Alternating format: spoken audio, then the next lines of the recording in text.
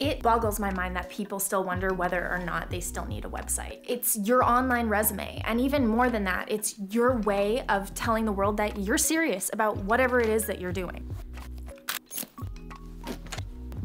The other thing I love about having a website is that it's your first impression for a potential client that you actually have the chance to perfect. My absolute favorite part about having a website, though, is that I can have the answers to all of my frequently asked questions, to all my documents that people are always asking for. I can just throw them all up on my website. So that's my bio that I need for speaking gigs. That's my media kit that people need to see my stats if I'm going to get certain jobs. So I don't have to spend all my time sending out these emails with the same information over and over again. I can just direct them to my website.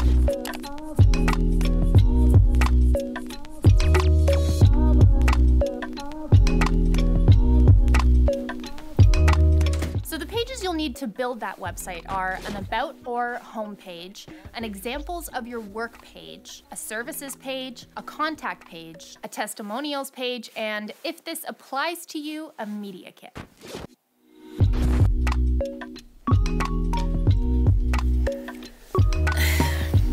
So instead of giving you some very general, vague information about how exactly you should build a successful website, I actually did some research. These next do's and don'ts are based on science. The science of actually getting conversions through your website, the science of how users actually engage with a website, where placing certain things on that webpage can actually lead to leads. The first thing is to pick colors and a design for your webpage. And definitely don't use all the colors in the rainbow. You're gonna wanna pick a color scheme. So do your research and go on Pinterest. You can even go on Google, or if you want something custom, go on Fiverr and pick a color scheme for your website. Maybe 4 or 5 colors that you're always sticking to, and have some rules associated with how you use those colors. Which one is for your header font, which one is for certain buttons and links, so that your website looks uniform. They're colors that actually support the content that's going up on your website and emphasize it rather than take away from it. When it comes to navigation and formatting for your webpage, don't have too many pages that make it really difficult to find what you're looking for. Don't overclutter.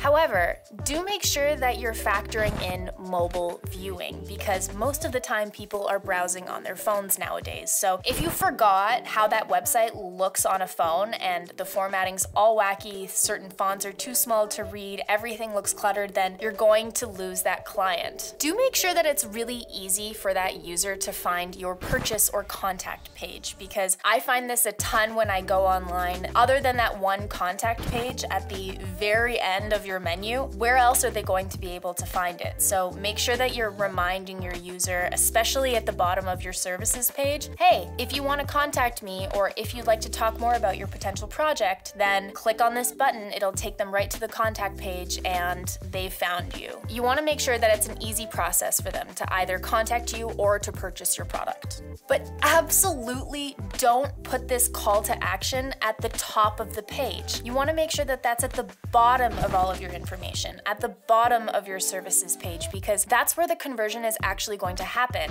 After that user or your client has absorbed all of that information, has had all of their questions answered, it's at the bottom of that page that they're going to actually want to buy something or make that sale. So engagement is highest near the bottom of the page. When you're choosing a template for your webpage, make sure it's clean and modern and decluttered. You might think it looks a bit simple, but to everybody else, it looks minimalist, chic, artistic, very put together. Simple isn't stupid. And absolutely make sure that you're subscribing to web design standards as to where to put your navigation tools. So this means your contact header should go at the top right and your logo at the top left, for example. So don't reinvent the wheel here, because all you're gonna do is make it really challenging for the user to find whatever it is they need to find on your site. Now, when it comes to images on your website, it's really important that you don't use those carousels, because no one's actually going to scroll through through them, chances are they're only going to see the first few images in that carousel, so you're not really helping yourself out by doing that. 76% of users are actually just scanning. They're scrolling through. They're not going to take the time to open things up and scroll all the way through them and look deeper. They just want to see everything, all of that information right away. Even if your business isn't necessarily photography or video related, make sure you're using images, because this is what's going to bring your brand identity to life. Websites like Pexels, for example, are actually great at finding some free stock photos if you're just looking for a standard background, but do make sure that if you're using photos of people, which actually do perform better, people want to see the faces behind your business, make sure they're real employees in your business, because people like authenticity. They like knowing who's a part of that business. They want something genuine. They want a genuine connection with you and your brand and your business. Text. Don't mix and match fonts and different sizes. Make sure that you're coming up with, same thing as your color scheme, you're almost coming up with a text theme. So what font are you using? What font are you using for the header? What size is it? Is it bold? Is it italic? Same thing for your subheaders, and what's the actual body of your text? These are the rules you're going to live by when building your website. That'll make it look clean and complete. And if you're not sure which fonts go together, what size anything should be, then again, using a site like Fiverr can be a really inexpensive way to have an actual graphic designer give you a template of what fonts to use that you can choose from and customize with them. Fact: users are spending 80% of their time above the fold on your webpage. And that fold is basically where users start scrolling down. So you want to make sure that that header tells them exactly where they are. So actually don't be clever with these titles. Be clear. People want to know, am I in the right place? Am I going to find the information I need here? Therefore, use simple and descriptive words for your titles. Think about the user or the customer. Don't forget about them when you're building your website, because this is going to have a huge impact on not only the design, but the information you're actually housing on that site. And keeping that customer in mind will really help you target and niche down your approach. Now, as I've implied throughout this video, do consider the user and how they will actually be using that site. What information are they looking for?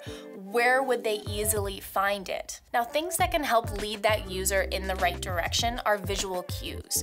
So this can be a photo, or this can be an icon, for example. If you take a look at this photo, the heat map shows where the user's eye gravitated towards. And you'll see that with the photo of the baby actually looking at the body of text, that visual cue helped lead the user to read that body of text. So always think about, what is it you want your user to see first? What do you want them to see next, and where do you want them to end up? That's really going to help you lay out each page of your site. Don't use generic menu headers. This is really going to help the SEO of your website if you can customize those headers and those subject lines. So rather than using the header my work or our work, for example, use something like our vlog edits if you're a vlog editor, or our films. That's a little more specific than work. That's not really going to allow people to find you very easily. Do make sure that you're answering the who, what, when, where, why of your product or service, because you don't want to leave any unanswered questions. You want that user or that customer to land on your website, find every piece of information they need pretty fast, and that's going to convert to that sale for you. So don't leave any questions unanswered. They can always keep reading, they can always keep scrolling down to get more information. But do consider that above the fold area in letting them know, hey, you're in the right place, here's what you're going to find on this page, so they know to continue reading. Socials and links. Don't tell people what you do and then not link to anything that proves it. So with my website, for example, I make sure that I not only link all of my socials, my Instagram, my YouTube, but I'll link to relevant pieces of work that I've done in the past. There's lots of opportunities throughout your site to do this, but also keep in mind, you don't want the user to get lost. You also don't want to put in too many so they end up on a YouTube channel and they never make it back to your page. So put just enough that it supports your work but doesn't take away from their time on your website. Add evidence. This is arguably the most important part of your website. Include an as seen in section, endorsements, certificates, testimonials, whatever you have that supports what you do. You can never have too much of this because this is what's really gonna seal the deal for that user or that customer, knowing that you have a track record of really great work and happy people. That's what's gonna make them wanna work with you. A custom domain name. Don't forget to get a custom domain name. This is a super important part of the process and honestly where you should start. When I was building my website, I wanted www.lizziepierce.com and that's what I got. I got pretty lucky, but I do wish I secured this a lot earlier on in the process. If you're watching this video and you're in university, you're thinking, I don't really need to build myself a website just yet, or I'm starting my business next year, I don't need to do that yet. Secure the domain name now because there's only a finite amount of them. If your name is Joe Brown and you want www.joebrown.com, get that domain name now. It's never too early. Not only do you want that custom domain name, but you also want that email address. You want that custom email address that's connected to that domain name. You want hello@joebrown.com, or in my case, hello@lizziepierce.com. So here's where you should go to get that domain name. Go to Hover, and Hover is sponsoring today's video, so all of you guys are going to get 10% off. But here's why Hover's great. They have amazing customer service. You're not gonna get bombarded with tons of upsells while you're on their site. They have over 400 domain extension options, so that's all the classics and a bunch of more fun ones. They'll give you that personalized email that matches your domain name. They have free Whois privacy. They have a super clean user interface, and they have a connect feature that allows you to connect your domain name to your website builder. Hover is honestly the perfect place to find that domain name, so make sure you guys check the link in the description below to get your 10% off. So keep in mind, guys, websites don't fail because they're not pretty. They fail because your user or your customer can't find the relevant information easily or fast enough. Or at all. Always keep that user in mind, and simple isn't stupid. I hope you guys learned a little bit from watching today's video. Make sure to check out Hover, and we'll see you guys in the next one. Peace. Why does everyone say peace at the end of a video? You know what I mean? It's like I never say that normally. I don't. Bye! See you later, like a normal person.